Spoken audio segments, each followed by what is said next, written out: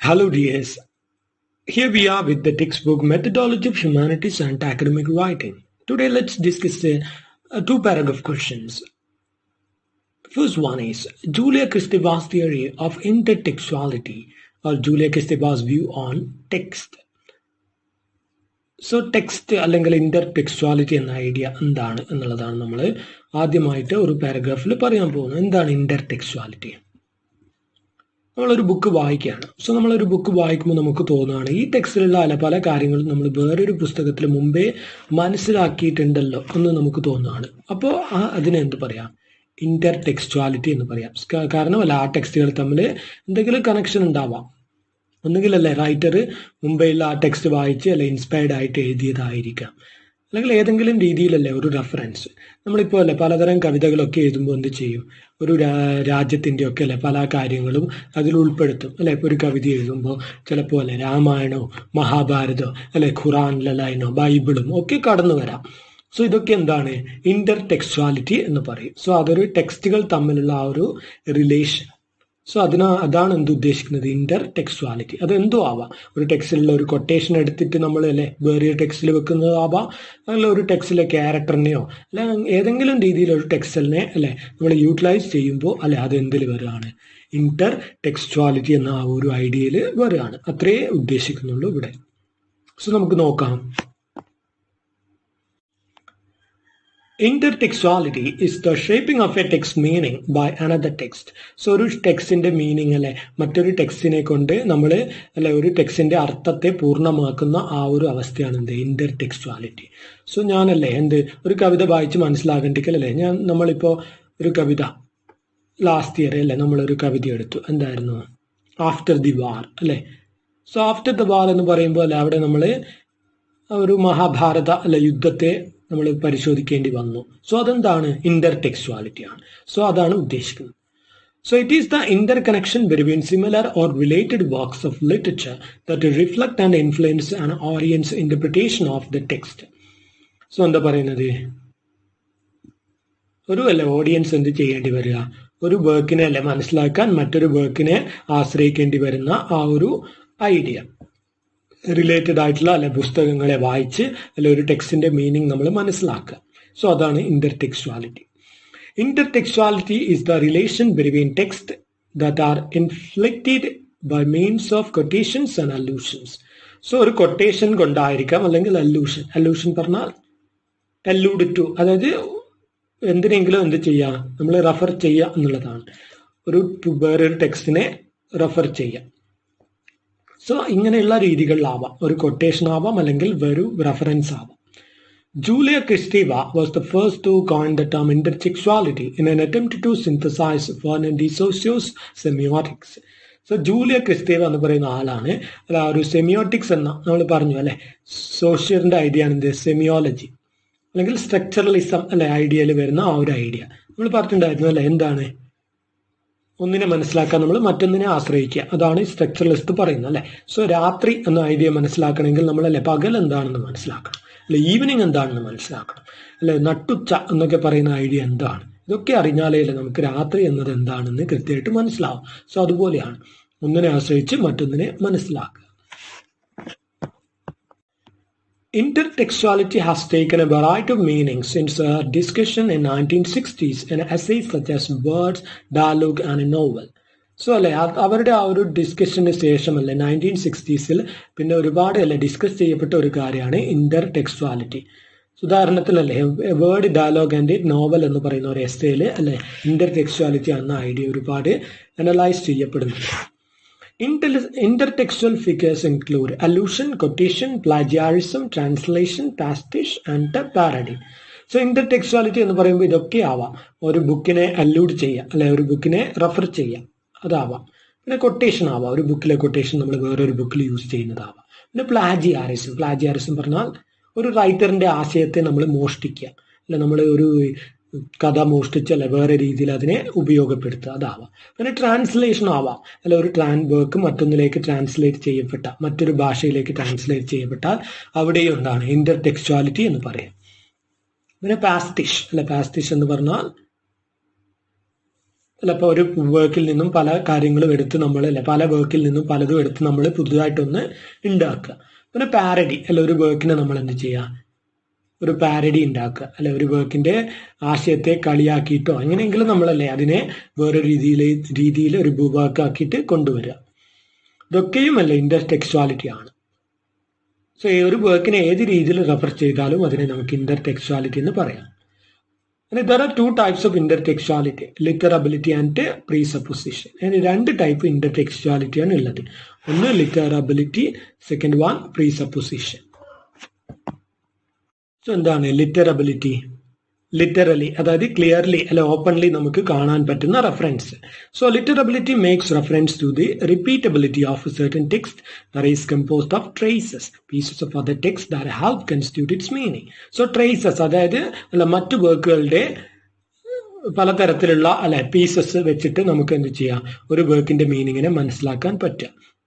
So ഒരു work അല്ലെ ക്യാരക്ടറിനെ അല്ല ഇൻസ്പയർഡ് ആയിട്ട് നമ്മൾ വേറൊരു വർക്ക് എഴുതുക, അങ്ങനെയുള്ള അല്ല ഓപ്പൺ ആയിട്ട് നമുക്ക് മനസ്സിലാക്കാൻ പറ്റുന്ന ആ ഒരു ഇന്റർടെക്സ്ച്വാലിറ്റി ആണ് ഒരു ടൈപ്പ്. പിന്നെ എന്താണ് പ്രീ സപ്പോസിഷൻ. പിന്നെ സെക്കൻഡ് നമ്മൾ ഊഹിക്കലാണ് സെക്കൻഡ്. അതായത് നമുക്ക് പ്രത്യക്ഷത്തിൽ അത് അല്ലെ മനസ്സിലാക്കാൻ നമ്മളെ ആ ടെക്സ്റ്റ് സഹായിക്കുകയില്ലായിരിക്കും. അത് അങ്ങനെ ടെക്സ്റ്റ് നേരിട്ടൊരു റെഫറൻസ് ഒന്നും വെക്കില്ല. അപ്പം നമുക്ക് എന്ത് ചെയ്യാം, അല്ലെ ഇത് ഇന്ന ആള് അല്ലെ ഇതിനെ കളിയാക്കിയിട്ടാണ് എന്നൊക്കെ നമുക്ക് ഊഹിച്ചെടുക്കാൻ പറ്റുന്ന ഒരു ഇന്റർടെക്സ്ച്വാലിറ്റി. So presupposition makes a reference to assumptions a text make about its readers and its context. So അല്ലെ എന്താണ് അവിടെ അല്ലെ ഒരു അസംഷൻ ആണ്, അനുമാനമാണ്. സോ ഇന്നതിനെ ആയിരിക്കാം ഇയാൾ ഉദ്ദേശിച്ച് അല്ലെ വർക്ക് എഴുതിയത് എന്നൊക്കെ നമ്മൾ വായിച്ചിട്ട് മനസ്സിലാക്കുക എന്നുള്ളതാണ് ഉദ്ദേശിക്കുന്നത്. രണ്ടായാലും എന്താണ് ഇത് ഇന്റർടെക്സ്ച്വാലിറ്റി ആണ്. So we can say that intertextuality is a literary device that creates an interrelationship between text and generates related understanding in separate works. So അല്ല എന്താണ് റിലേഷനിലൂടെ അല്ലെ ഒരു അണ്ടർസ്റ്റാൻഡിങ് ഉണ്ടാക്കുക. സോ ആ ഒരു വർക്കുകളുടെ റിലേഷനിലൂടെ ഒരു വർക്ക് പൂർണ്ണതയിലേക്ക് എത്തുക, ഒരു വർക്കിന്റെ അർത്ഥം മനസ്സിലാക്കാൻ നമ്മൾ മറ്റൊരു വർക്കിനെ ആശ്രയിക്കുക, ഇങ്ങനെയുള്ള പലതരം relations. The references are made to influence the reader and add layers of depth to the text based on the reader's prior knowledge and understanding.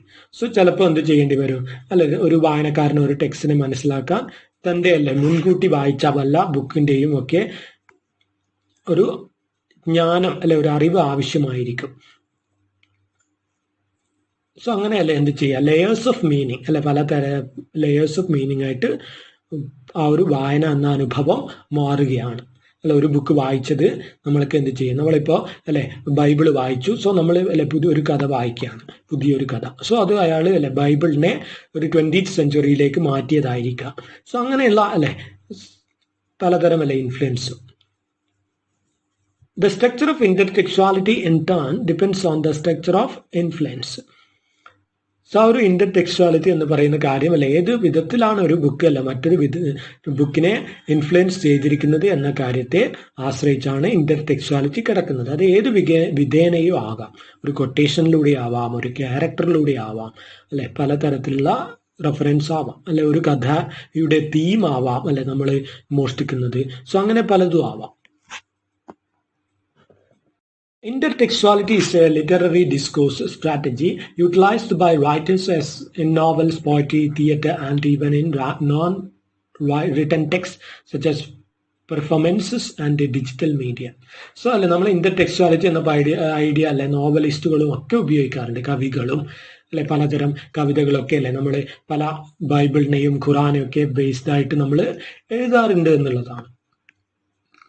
ഇനി നോൺ റിട്ടൺ ടെക്സ്റ്റ് ആണെങ്കിലും അല്ലെ എഴുതപ്പെടാത്ത കാര്യങ്ങളാണെങ്കിലും പെർഫോമൻസ് സിനിമയ്ക്ക് വേണ്ടിയൊക്കെ നമ്മളല്ലേ പല കഥകളും എന്ത് ചെയ്യാറുണ്ട്, പലരും അല്ലെ യൂട്ടിലൈസ് ചെയ്യാറുണ്ട്. പിന്നെയാണ് അല്ലെ എഴുത്തുകാരൻ എന്ത് ചെയ്യും, അല്ലെ എൻ്റെ കഥ മോഷ്ടിച്ചു എന്ന് പറഞ്ഞ് അല്ലെ പരാതി കൊടുക്കുന്നതൊക്കെ നമ്മൾ കാണാറുണ്ട്.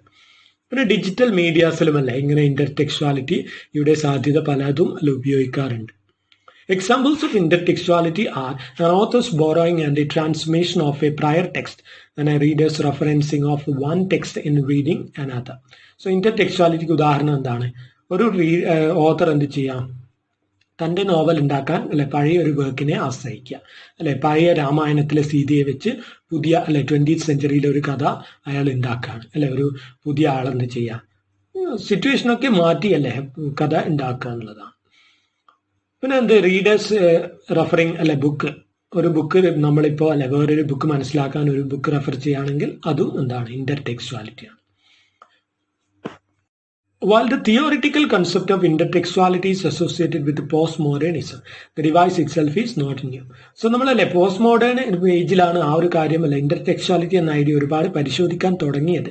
ബട്ട് അല്ല ഇന്റർടെക്സ്വാലിറ്റി എന്താണ്, വളരെ പണ്ട് മുതലേ ഉള്ള ഒരു കാര്യമാണ്. അല്ല ഒരു ബുക്കിനെ വെച്ച് മറ്റൊരു ബുക്ക് ഉണ്ടാക്കുക എന്നുള്ളത്. New Testament passages quotes from the Old Testament and Old Testament books such as Deuteronomy of the prophets refer to the events described in Exodus.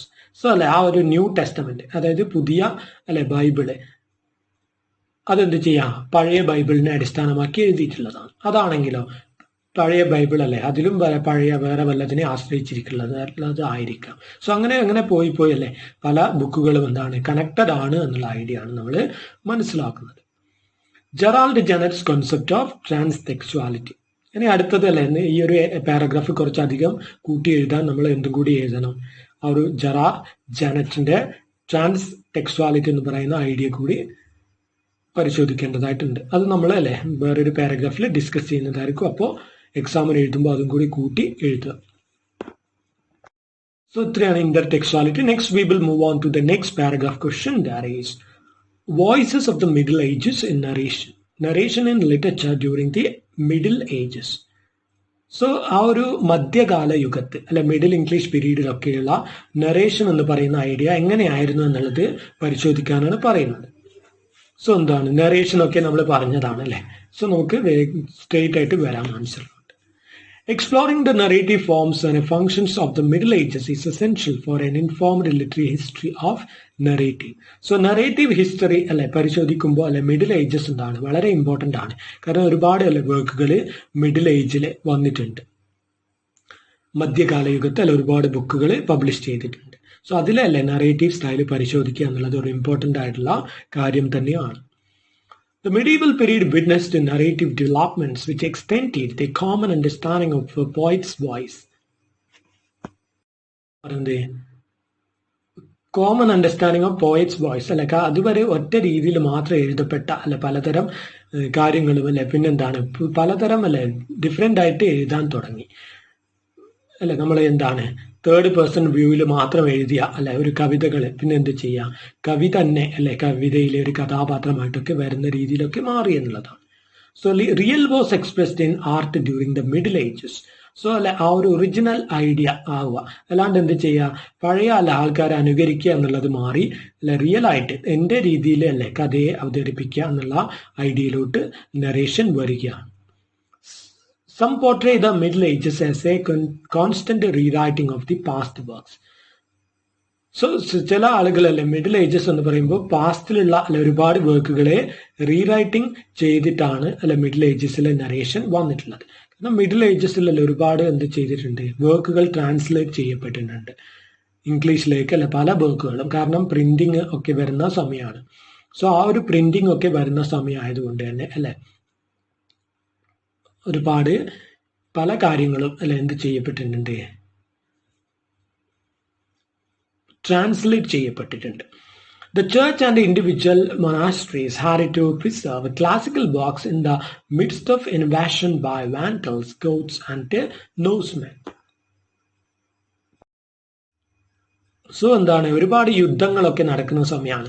അതുകൊണ്ട് നോർമൻസ് അല്ലെ ഫ്രഞ്ച് ആൾക്കാരായാലും അല്ലെ വാൻഡൽസ് ഗോത്തിക്സ് അല്ലെ ആൾക്കാർ ഒക്കെ ആണെങ്കിലും പലതരം ഇൻവാഷൻ, അതായത് ഒരു പ്രദേശത്തെ ആളുകൾ കുടിയേറി പാർക്കുന്ന അല്ലെ ആ ഒരു അവസ്ഥ ഉണ്ടാവുകയാണ്.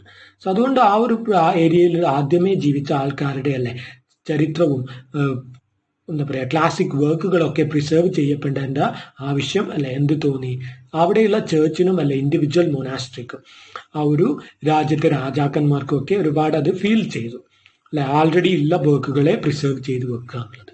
So this resulted in preserving certain narrative traditions and the death of others. So അവരെന്ത് ചെയ്തു കുറച്ച് അല്ല ഇമ്പോർട്ടൻ്റ് ആയിട്ടുള്ള പലതും അല്ലെ സേവ് ചെയ്ത് വെച്ചു.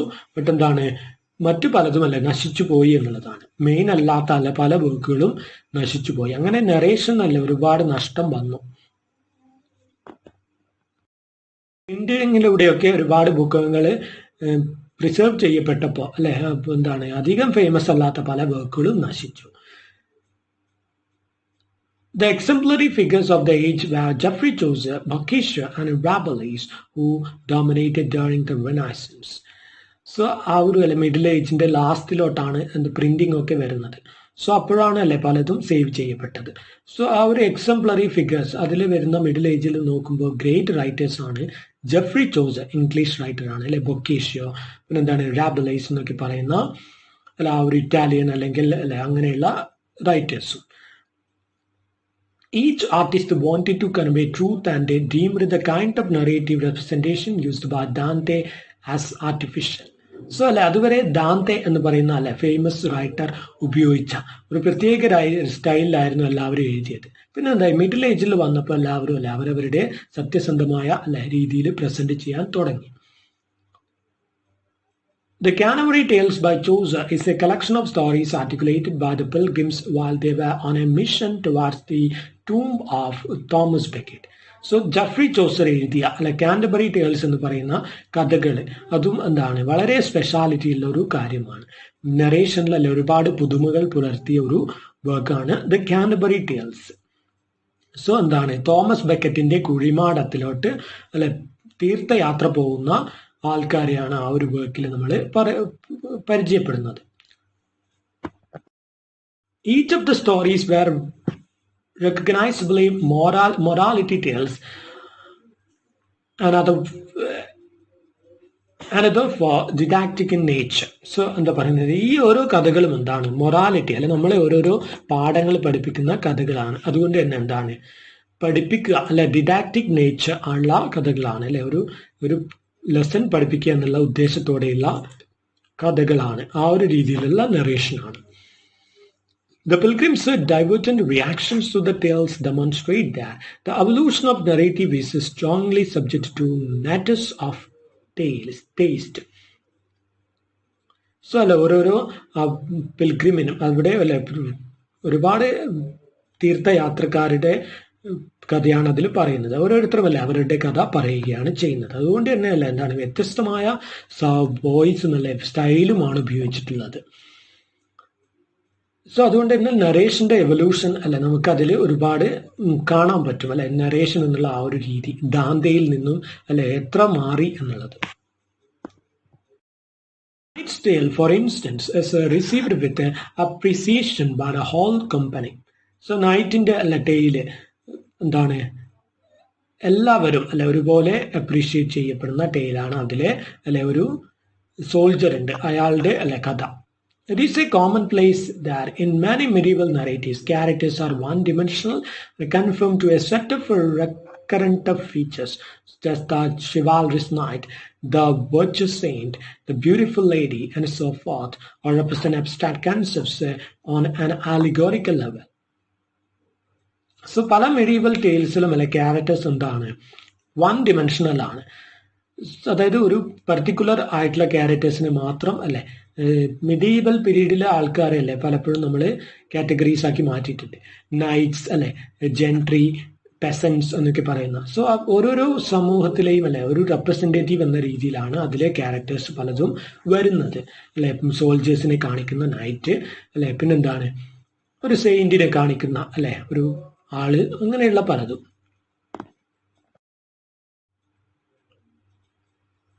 The narrative of Boccaccio's The Decameron is also presented in a similar frame. So നമ്മുടെ ബൊക്കേഷ്യോ എന്ന് പറയുന്ന അല്ലെ ആ ഒരു റൈറ്ററിന്റെ ദ ഡീകമാരോൺ എന്ന് പറയുന്ന വർക്കിലും ഇതേപോലെയുള്ള കാര്യമാണ് പറയുന്നത്. അതായത് ഇതേപോലെയുള്ള സ്റ്റോറി പറയുന്ന സ്റ്റൈലിലാണ് എഴുതിയിട്ടുള്ളത്. It is A collection of 100 tales narrated over 10 days by 7 women and 3 men. So 100 tales ആണ് അതിൽ പറയുന്നത് ബൊക്കേഷ്യോന്റെ ഡീകമാരോൺ. 7 വിമനും അല്ലെ 3 മെന്നും കൂടി ഒരുമിച്ചിരുന്നിട്ട് പറയുന്ന കഥകളാണ് അതിൽ പറയുന്നത്. So these narratives begin with a proem or introduction and have a conclusion. So ആ ഒരു നെറേറ്റീവ് ഓരോന്നും അല്ലെ ഒരു ഇൻട്രൊഡക്ഷനിലോട്ട് തുടങ്ങി ഒരു കൺക്ലൂഷൻ അവസാനിക്കുന്ന സ്റ്റൈലാണ് ആ നറേഷനിൽ അവർ സ്വീകരിച്ചിട്ടുള്ളത്. Chaucer and Boccaccio problematized the poet's voice by presenting tales framed by a narrator who comments in them ironically. So അല്ലെ ചോസറും ബൊക്കേഷും എന്ത് ചെയ്തു അതുവരെ ഇല്ല അല്ലെ തേർഡ് പേഴ്സൺ നറേഷൻ എന്നുള്ള സ്റ്റൈലിലൊക്കെ മാറ്റി അല്ലെ പുതിയ കാര്യങ്ങൾ കൊണ്ടുവരികയാണ്. ഒരാൾ കഥ പറയുക അല്ലെ കഥ കേൾക്കുന്ന ഒരാളെ അതിനെ കമന്റ് ചെയ്യുക അല്ലെ കവിത തന്നെ എന്ത് ചെയ്യുക ക്യാരക്ടറായിട്ട് വരിക ഇങ്ങനെയുള്ള കാര്യങ്ങളൊക്കെയാണ്. Rabelais, on the other hand, preferred to distance the author and the character in his work Gargantua and Pantagruel. So Rabelais എന്ന് പറയുന്ന എഴുത്തുകാരന്റെ നറേഷൻ വേറെ രീതിയിലായിരുന്നു. അയാളല്ലേ ഓതറിനെ എന്ത് ചെയ്തു ക്യാരക്ടറിൽ നിന്നും മാറ്റി ഓതറിനെ അല്ല ഇൻഫ്ലുവൻസ് ഇല്ലാത്ത രീതിയിൽ അതായത് ഓതറിനെ ക്യാരക്ടറായിട്ട് കൊണ്ടുവരുന്ന സ്റ്റൈല് അല്ല അയാൾ യൂസ് ചെയ്തില്ല. അയാളുടെ അല്ല വർക്കാണ് ഇത്. ഗഗാൻറ്റ്യാൻറ്റെ പാൻഡഗ്രുവൽ എന്ന് പറയുന്ന വർക്കിൽ അല്ല അദ്ദേഹം അങ്ങനെ ഒരു സ്റ്റൈല് സ്വീകരിക്കുന്നില്ല. In the Middle Ages, it was easier to identify the poet or author of a contemporary era. Yet some poets chose to narrate their stories in voices different from their own. So എന്താണ് middle ഏജസിൽ നമുക്കല്ലേ ഓരോ കവികളും അല്ലെ വ്യത്യസ്തമായ narration style ഉപയോഗിച്ചത് കൊണ്ടല്ലേ ഏത് കവിയാണ് എന്ന് കൃത്യമായിട്ട് പറയാൻ പറ്റുമായിരുന്നു. ബട്ടല്ലേ ചില കവികൾ എന്ത് ചെയ്തു അത് അല്ലെ ഒഴിവാക്കാനായിട്ട് അല്ലെ കവിയെ മനസ്സിലാവണ്ട എന്നുള്ള രീതിയിൽ അല്ലെ സ്റ്റൈല് മാറ്റി പിടിച്ചിട്ട് എഴുതിയ ആൾക്കാരും ഉണ്ട്. It was difficult to trace definitely which voices were more privileged, the authors or the characters. So അല്ലെ നമുക്ക് മിഡിൽ ഏജസിൽ നോക്കുകയാണെങ്കിൽ അതിലെ അല്ലെ കവിതകളൊക്കെ പരിശോധിക്കുമ്പോൾ അത് റൈറ്ററിന്റെ അഭിപ്രായമാണോ കവിതയിലൂടെ വരുന്നത് അല്ലെങ്കിൽ അത് ക്യാരക്ടർ മാത്രമായിട്ട് അല്ലെ ക്യാരക്ടറിന്റെ അഭിപ്രായം മാത്രമായിട്ട് എടുക്കണോ എന്നുള്ള കാര്യത്തിലൊക്കെ നമുക്ക് ഒരു വളരെ കൺഫ്യൂഷനാണ്. Mikhail Bakhtin argues that this multiple voiced effect is in a narration is the defining feature of the novel form. So എന്താണ് മിഖായിൽ ബക്തിൻ അല്ലെ പറയുന്നത് പ്രകാരം ഈ ഒരു അല്ലെ എന്താണ് കൺഫ്യൂഷൻ അല്ലെ ഏതെടുക്കണം എന്നുള്ള ഈ മൾട്ടിപ്പിൾ വോയിസ് അതിൽ അല്ലെ അതൊരു നല്ല കാര്യമാണ്. കാരണം അതൊരു പുതുമയുള്ള അല്ലെ രീതിയിലുള്ള അവതരണമായിട്ടാണ് നറേഷനിൽ മിഖായിൽ ബക്തിൻ എന്നുള്ള വിമർശകൻ വിലയിരുത്തുന്നത്. അതുവരെയുള്ള നറേഷന്റെ സ്റ്റൈലുകളിൽ നിന്ന് മാറിയിട്ടുള്ള പുതിയ ഒരു സ്റ്റൈൽ ഓഫ് നറേഷൻ അല്ലെ ഒരുപാട് വെറൈറ്റി ഓഫ് നറേഷൻസ് മിഡിൽ ഏജസിൽ വന്നു എന്നുള്ളതാണ്. With this, we can stop our lecture for today. In the next class, we will meet again with some new topics.